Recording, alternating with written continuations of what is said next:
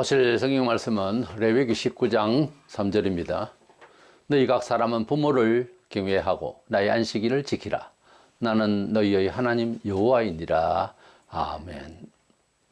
하나님께서는 우리 사람을 지으시고 언제 이후에는 사람이 하나님을 경외하면서 가정과 그리고 이웃에 어떻게 살아야 될 계명을 주셨는데 10계명입니다. 10계명을 분석해 보면 1계명에서 4계명, 4가지 계명은 직접적으로 하나님을 경배하고 또 하나님을 어떻게 이해하라, 그리고 하나님을 어떻게 섬기라 하는 내용입니다.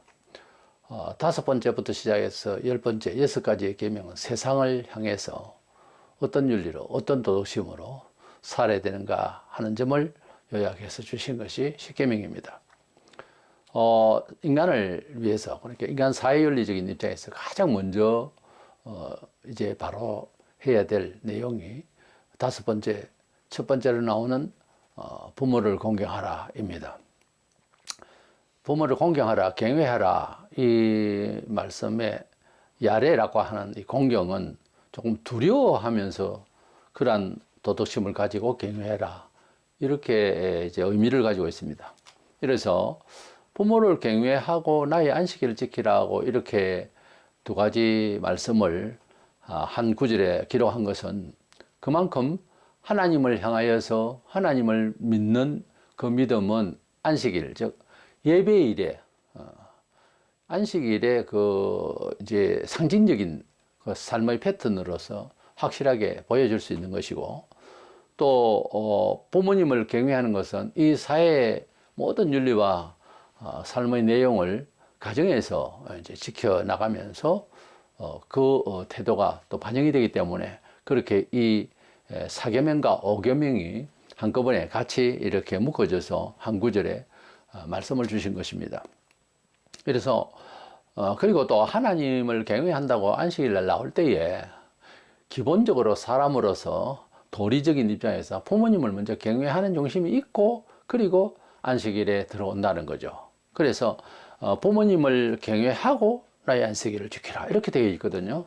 계명 순서는 안식일이 먼저인데, 그래서 이런 내용을 보면서 부모님을 경외한다는 것이 얼마나 우리 성도로서 또는 인간으로서 얼마나 중요한가를 이해시키려고 하는 이 구절의 문장 자체가 그렇습니다. 그래서 부모님을 경외해야 되는데, 무엇보다 우리 사회에서 기독교인으로서 삶의 모든 문화적인 좋은 선행이 있어야 되겠지만은, 그 중에서 먼저 부모부터 경외를 하고 하나님을 섬기는 태도를 취해라 하는 그런 의미로 이 구절이 보이는 것입니다. 그래서 부모부터 경외하라, 이런 주제로 말씀을 나누고자 합니다. 먼저는 하나님께서 우리 인간을 향한 첫 번째의 계명으로서 여러 이웃이 있고 사회윤리 도덕이 다 있는데, 부모님을 경외를 먼저 하라고 하는 첫 번째 세상을 향한 계명이라는 점에 있어서 그 무게가 있는 겁니다.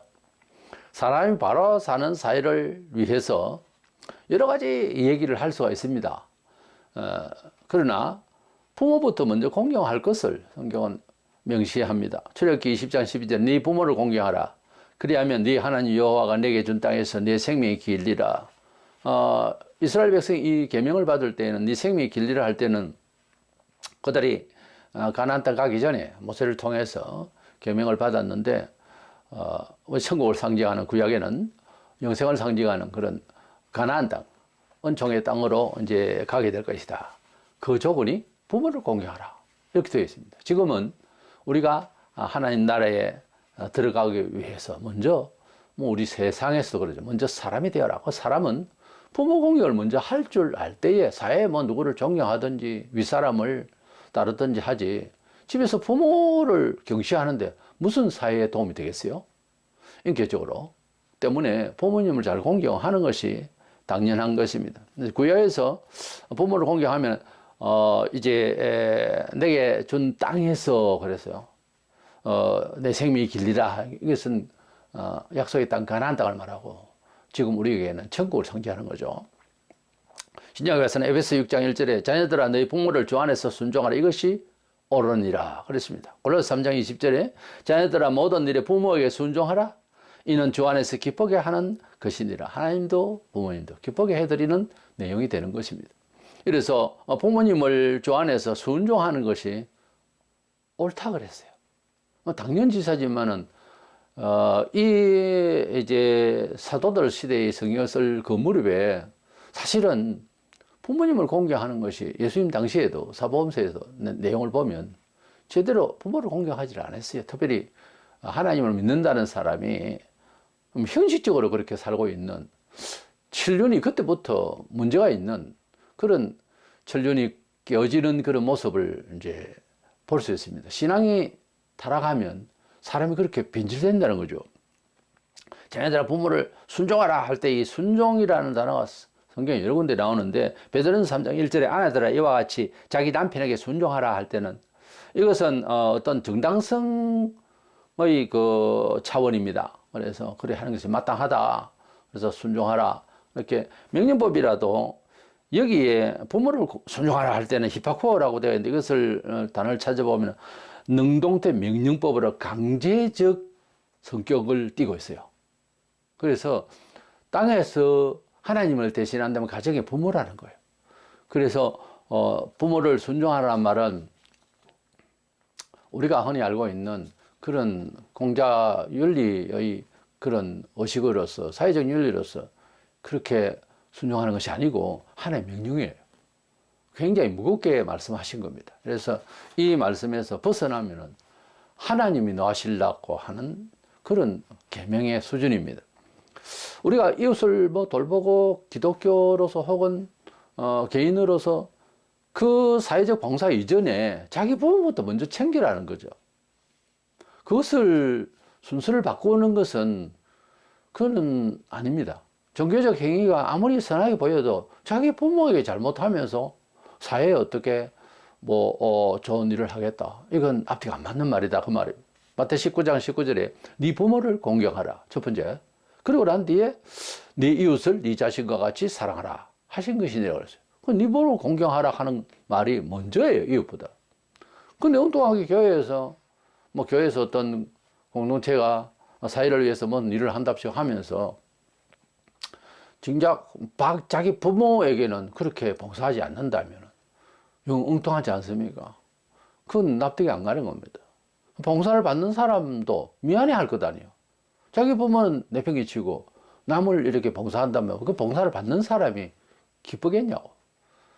안 되는 이야기입니다. 그거는. 그래서 부모를 공경한다고 하는 것은 천하의 모든 일에 제일 먼저 말씀을 하셨고 세상을 향한 계명 중에 이 부모님을 공경하라는 것은 마치 하나님을 공경하는 태도를 맨 처음 보여주는 태도라는 거죠. 그래서 부모를 공경하는 바탕에서 안식일날 나오라. 그렇게 되어 있는 거예요. 그만큼 중요한 이야기입니다. 두 번째 생각하는 것은 하나님을 경외를 하겠다. 하나님을 사랑하겠다. 그러려면은 먼저 부모님의 공경이 선행되어야 되는 것이 아예 성경에 기록되어 있고 또 우리의 경험이 확실합니다. 과거에 선교자 많은 사람들이 있습니다만은 가령 주기철 목사님 같은 경우 우리 한국이란 선교자로서 그렇게 이름을 다들 기억을 할 건데 그 외에 이름 없이 빛도 없이 정말 순교한 사람들이 수없이 많습니다.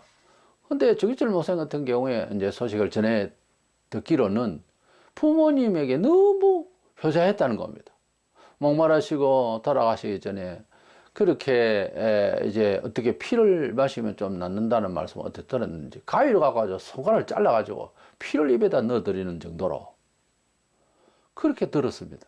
얼마나 부모님을 공경했던지 말로도 할 수 없어요. 그런 분들이 대부분 다 잘하는 분들이 하나님의 나라를 위해서 목숨을 내놓는 거예요. 우리가 하나님을 경외하려면 부모님을 참 귀하게 여겨야 되는 겁니다. 안식일 계명은 네 번째고 이어 5계명이 부모 공경인데 그 다음부터 사회윤리가 있는 겁니다. 주일에 부모는 안중에 없이 교회만 다닌다고 한다. 그거는 성경에 있는 대로 고로반주의라고 합니다. 하나님 할게 나는 예배하고 할 일 다 했다는 거지. 그게 아니고 부모님과의 관계가 그렇게 공경함으로써 이루어져야 된다는 겁니다. 부모님을 공경하고 가정 안에서 행제의회라고 하는 것은 사회윤리의 근간이에요. 그래서 그것이 안 된 상태에서는 고민이 돼야 됩니다. 하나님을 향해서 정말 하나님을 위해서 살다 보면 형제로부터 부모로부터 버림당하는 경우도 있어요. 그래도 기도는 해야 됩니다. 핍박을 넘어서서 완전히 뭐 호적에서 빼는 경우도 생기고 그런 일이 참 많았습니다, 과거에는. 그래서 우리가 하나님의 자녀다움을 먼저는 확실해야 되고, 계명의 순서가 1계명 4계명까지 하나님을 부모보다 사회보다 먼저 섬기는 게 맞아요.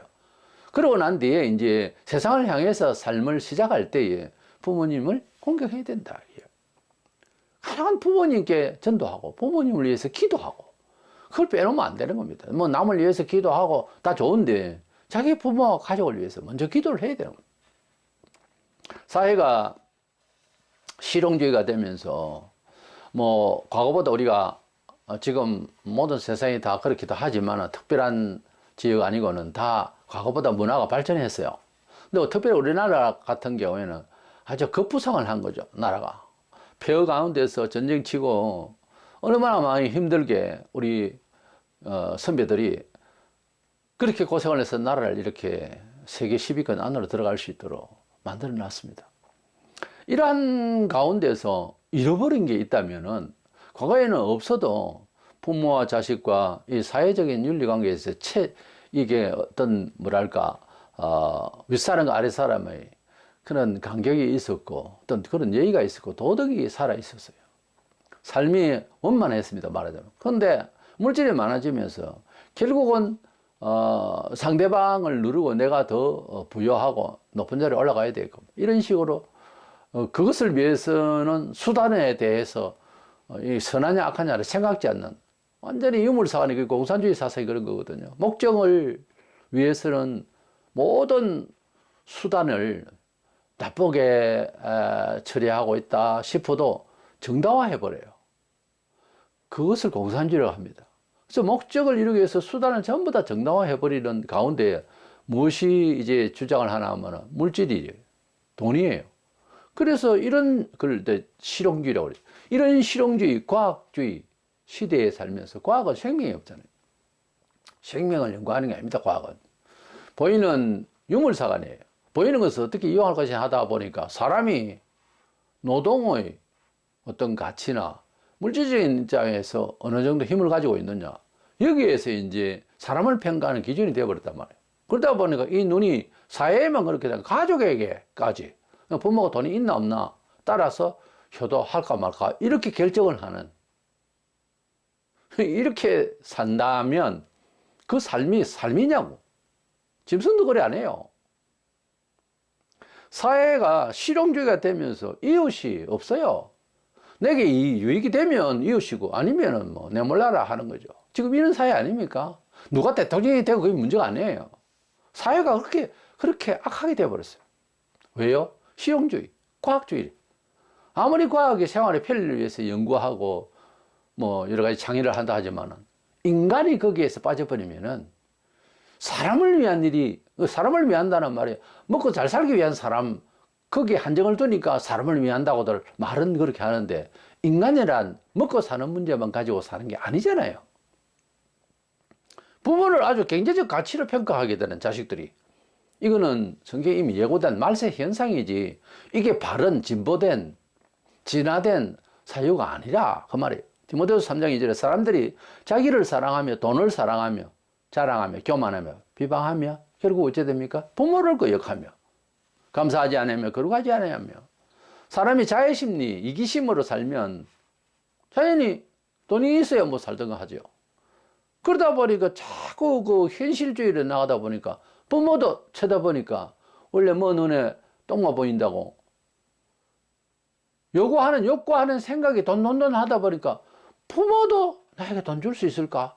그 생각을 하게 되는 거예요. 이게 지금 말이 안 되는 사회를 현실적으로 우리가 살아가고 있어요. 부모가 나에게 돈을 줄 수 있으면 부모를 찾습니다. 오늘 현실이. 근데 부모가 없으면 찾지도 않아요. 이게 인간이냐고. 이게 삶이냐고요.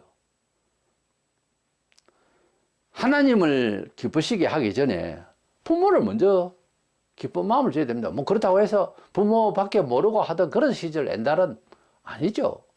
물론 자기가 살아야 되고, 하지만은 부모를 괴롭힌다고 하는 것은요, 복받을 짓이 아니에요. 잠언서 23장 25절에 네 부모를 즐겁게 하며 너를 낳은 어미를 기쁘게 하라.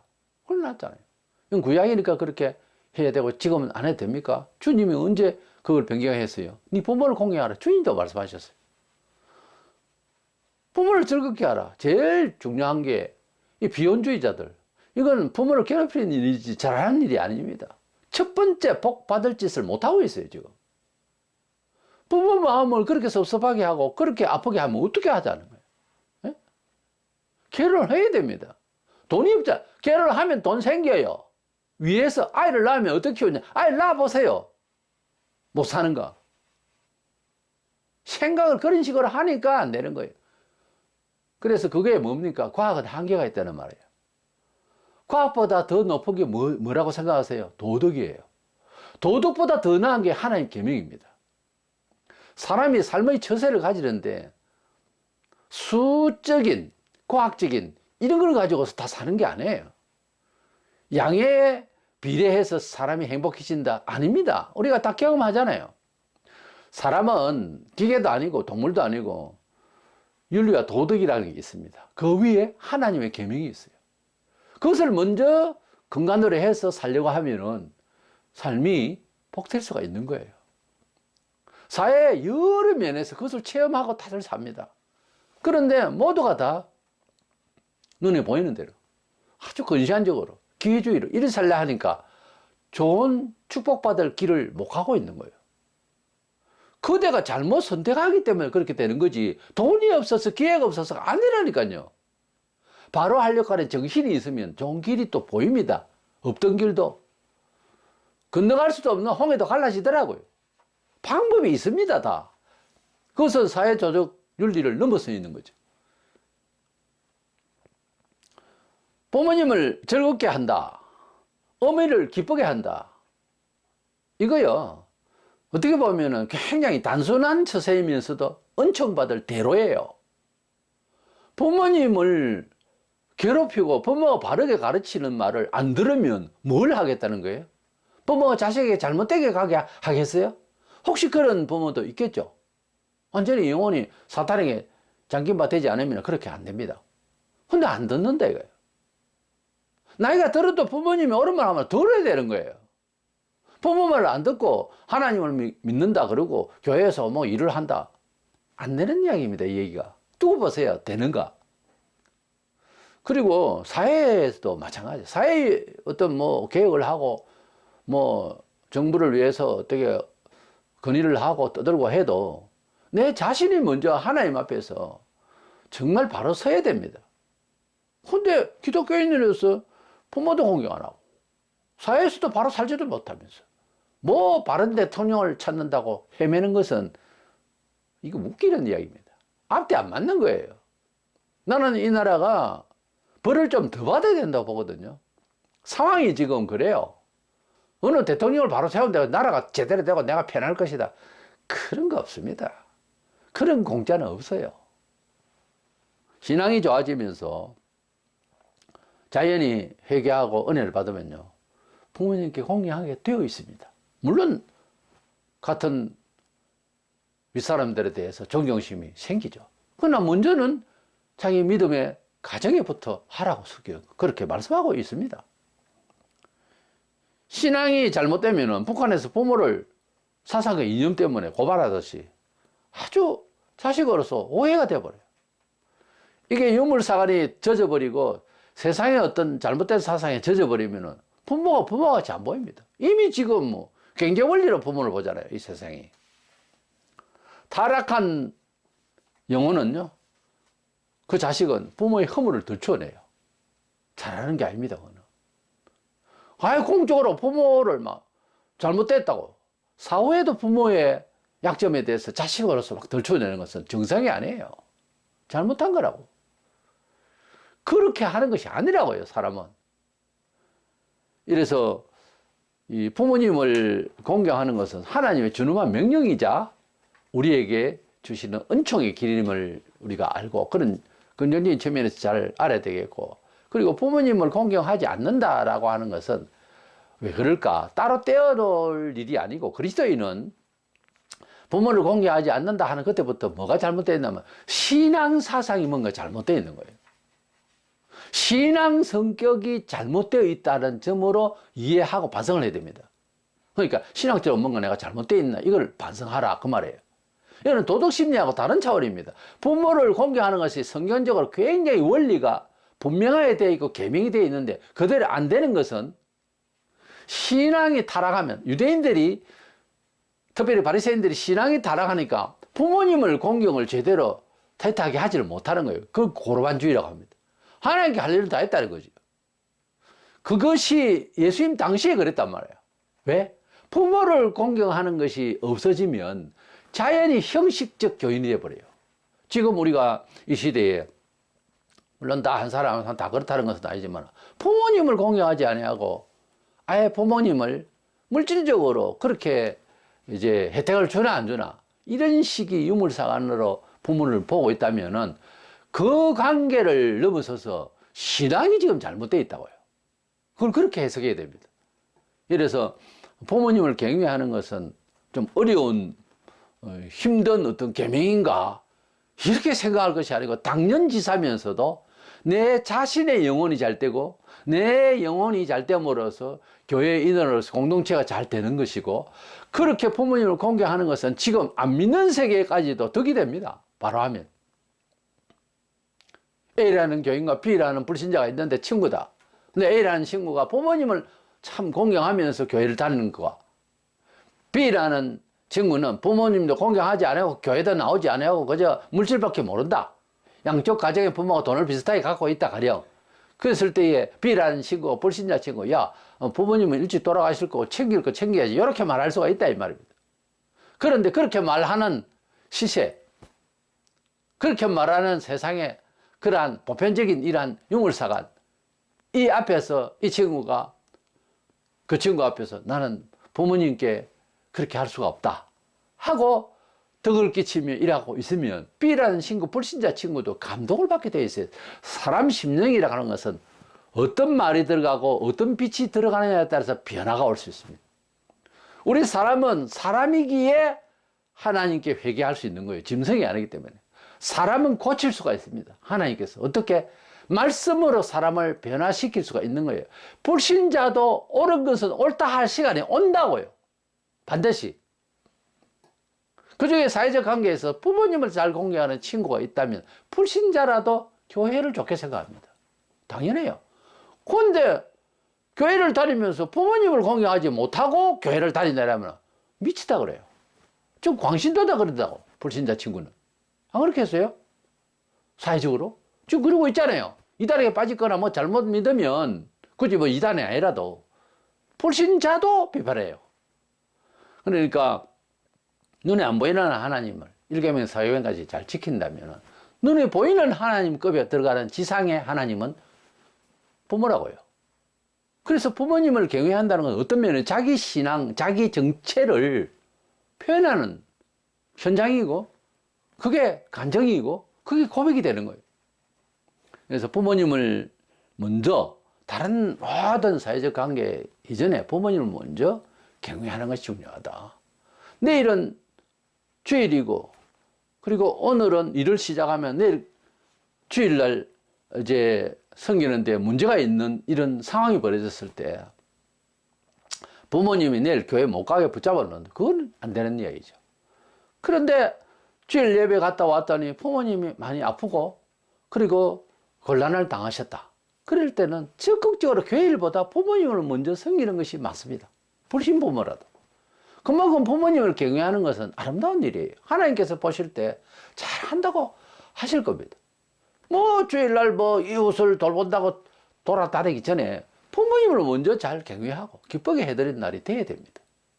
그래서 부모님부터 먼저 경외하면 사회를 살아가는데 성공적인 삶이, 원래 우리 사람이요 힘을 쓴다고 해서 다 되는 게 아니에요.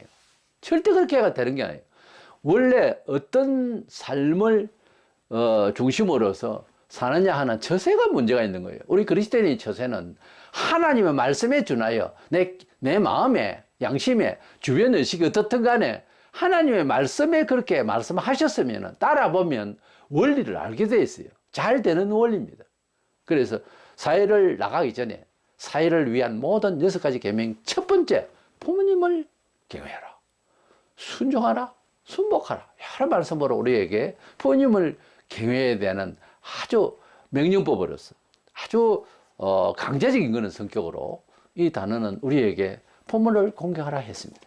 꼭 기억해서 우리가 부모님을 또 부모님급에 있는 연배 되신 분들의 이제 우리에게 접근할 때 또는 찾아가서 우리가 기쁘게 해드리는 그런 삶을 산다면 사회생활은 어떻게 뭐 머리를 쓴다고 다 잘 돌아가게 돼 있고 다 살게 되어 있습니다. 그래서 나는 청년들에게 부모님을 공경하면 복을 받는다는 이런 내용으로서 한마디 던진다면 비혼주의는 안 됩니다.